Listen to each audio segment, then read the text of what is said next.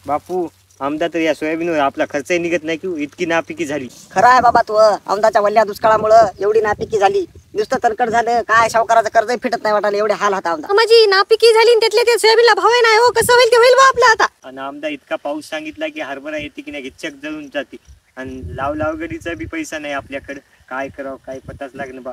पावसात याचं पीक कोणतं तरी असं फावं लागतं. काय सांगावं रे, एवढा खर्च करून काय माझ्या पदरात पडतील काय नाही औंदा. काय बापू काऊन बसले परेशान? बाबा तूच पाहिना रे, या अतिवृष्टीमुळे सोयाबीनाची काय दशा झाली. हो बापू, तुमचंच नाही प्रत्येक शेतकऱ्याची हेच बोंब आहे हो. बाबा हो रे, काय करावं. आशेनं पेरताना शेतकरी दोन पैसे मिळा म्हणून दरवर्षी नापिकीच होती. शेतकऱ्याच्या हातात निराशाच.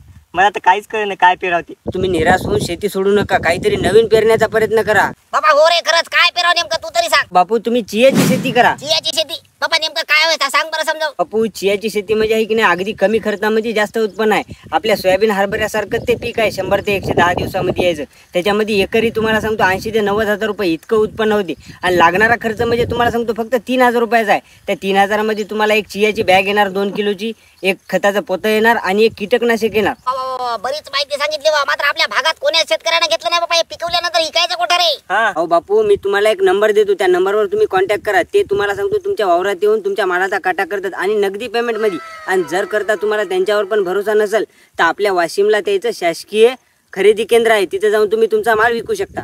यावेळेस काहीतरी नवीन प्रयत्न करू. यावेळेस आपण चियाची शेती करू.